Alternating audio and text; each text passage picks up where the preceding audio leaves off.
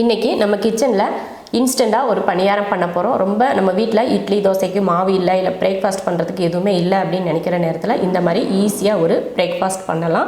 வாங்க இன்ஸ்டன்ட் பணியாரம் எப்படி பண்ணலாம் அப்படிங்கிறத பார்க்கலாம். வெள்ளை ரவை 1 கப் எடுத்திருக்கேன். அதே அளவுக்கு தயிர் எடுத்திருக்கேன். ரவை எந்த அளவுக்கு எடுக்கிறோமோ அதே அளவுக்கு தயிரும் எடுத்துக்கணும். மிக்ஸ் பண்ணிக்கலாம். ஒரு பவுல் வச்சுக்கோங்க. அதில் ரவை போட்டுக்கலாம். தயிர், உப்பு தேவையான அளவுக்கு, கொஞ்சமாக சோடா உப்பு, அப்போ தான் நல்லா சாஃப்டாக இருக்கும், இல்லைன்னா ஹார்டாக இருக்கிற மாதிரி இருக்கும். கொஞ்சமாக சேர்த்துக்கோங்க. நம்ம இட்லிக்கெல்லாம் போடுவோம் இல்லையா சோடா உப்பு, அதுதான். இப்போ இதை மிக்ஸ் பண்ணிக்கலாம். மிக்ஸ் பண்ணிவிட்டு அதுக்கப்புறமா நம்ம தண்ணி சேர்த்துக்கலாம். உடனே தண்ணியெல்லாம் சேர்க்க வேண்டாம். வெள்ளை ரவை வந்து கடையில் வாங்குறப்போ ரோஸ்டட் ரவான்னு தான் இருக்கும். அதை அப்படியே தான் சேர்க்குறேன். நான் வீட்டிலலாம் வறுக்கலாம் இல்லை, கடையில் வாங்கின ரவை அப்படியே தான் சேர்த்துருக்கேன். கலந்ததுக்கப்புறம் தண்ணி சேர்த்துக்கலாம்.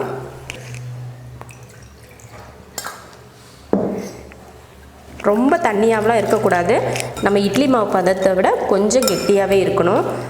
இப்போ இந்தளவுக்கு நான் தண்ணி ஊற்றிருக்கேன்னா ரவை ஊறினதுக்கப்புறம் அந்த தண்ணி வந்து கரெக்டாக இருக்கும். அதுக்காக தான் கொஞ்சம் அதிகமாகவே நான் ஊற்றிருக்கேன். அவ்வளோதான், கலந்தாச்சு. இதை ஒரு 15லேருந்து 20 நிமிஷம் கிட்ட நல்லா ஊற வச்சுட்டு அதுக்கப்புறமா நம்ம எடுத்து பணியாரம் ஊற்றிக்கலாம். 20 நிமிஷம் அப்படிங்கிறது அரை மணி நேரம் கூட ஊறலாம், தப்பில்லை. ஆனால் சீக்கிரமே ஊற்றிடாதீங்க, அந்த ரவை வந்து நல்லா ஊறணும். இப்போ ஊற வச்சிடலாம் ஒரு 15 நிமிஷத்துலேருந்து 20 நிமிஷம் வரைக்கும். ரவையும் தயிரும் ஊற வச்சு 20 நிமிஷத்துக்கும் மேலேயே ஆயிடுச்சு. இப்போ இதில் நம்ம வெங்காயம்லாம் தாளித்து கொட்டிக்கலாம். ஸ்டவ் ஆன் பண்ணி ஒரு கடாய் வச்சுருக்கேன். தாளிக்கிறதுக்கு எண்ணெய் ஊற்றிக்கலாம். எண்ணெய் காஞ்சதுமே கடுகு உளுந்து, கடுகு பொரிஞ்சதும் கடலைப்பருப்பு, ஒரு 2 ஸ்பூன் கடலைப்பருப்பு சேர்த்துக்கோங்க. நல்லா பொன்னிறமாக வரணும் கடலைப்பருப்பு. பச்சையாக அப்படியே போட்டுறக்கூடாது. போட்டிங்கன்னா நம்ம பணியாரம் சாப்பிட்றப்ப வந்து ஒரு மாதிரி வலுவலுப்பாக அந்த பருப்போட ஸ்மெல் அடிக்கும். அதனால் நல்ல மணமாக வரும் பொரிஞ்சதுமே. ஒரு பச்சை மிளகாய், கொஞ்சம் மல்லித்தலை, கருவேப்பிலை,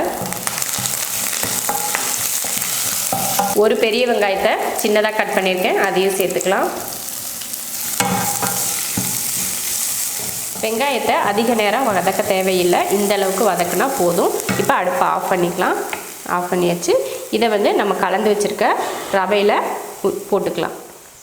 இது ரவையில் வறுத்த வெங்காயம் போட்டுக்கலாம்.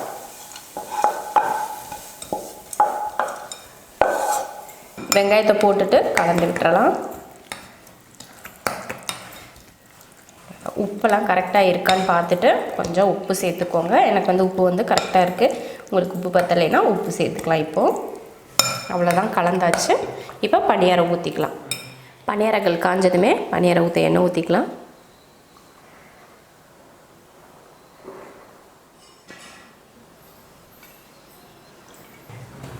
பணியாரம் ஊற்றிடலாம். மாவு வந்து அதிகமாக தண்ணியாக கலக்கக்கூடாது. நம்ம இட்லி மாவை விட நல்லா கொஞ்சம் கெட்டியாகவே இருக்கணும்.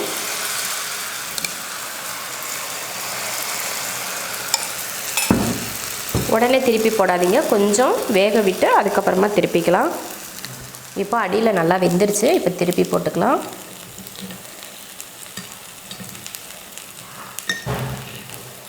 வரலைன்னா கொஞ்சம் வேக வச்சுட்டு அதுக்கப்புறம் திருப்பினீங்கன்னா வந்துடும். வரலைன்னு சொல்லி உடனே திருப்பி போட்டிங்கன்னா பிஞ்சு போயிடும். அதனால் நல்லா வேக இந்த மாதிரி அடியில் நல்லா கலராக வேக வச்சு அதுக்கப்புறமா திருப்பி போடுங்க. ஒரு சுற்று இப்படி சுற்றுனீங்கன்னா அது வந்துடும். இப்போ ஒரு 2 நிமிஷம் மட்டும் இருந்தால் போதும், வெந்துடும். ஏன்னா அடியில் முக்கால்வாசிக்கு வெந்திருக்கும், மேலே இருக்கிறது மட்டும்தான் வேகாமல் இருக்கும். இப்போ கொஞ்சம் நம்ம திருப்பி போட்டு ஒரு 2 நிமிஷத்துக்கு விட்டுட்டோம். சிம்மில் வச்சே வேக வைங்க, அப்போ தான் அதிகமாக கருகி போகாமல் இருக்கும். நானும் சிம்மில் வச்சு தான் வேக வச்சுருக்கேன். ஒரு 2 நிமிஷம் இருக்கட்டும், அதுக்கப்புறம் எடுத்துக்கலாம். இப்போ பணியாரம் வெந்துருச்சு, எடுத்துக்கலாம்.